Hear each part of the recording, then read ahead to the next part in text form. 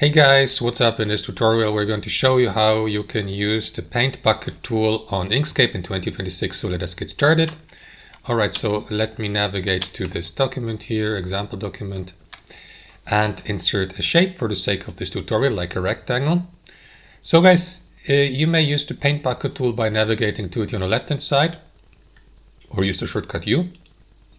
After that, click into the given object, left click, and then you will see that the fill color will change. If you, for instance, don't like using the fill and stroke tab here, you may use the paint bucket tool, select the color here at the bottom, and then you may switch from one color to the next by using this tool here.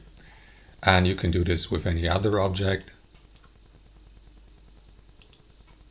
So let me go with yellow, and there you go. So guys, that's how it works. Thanks for watching and have a wonderful day.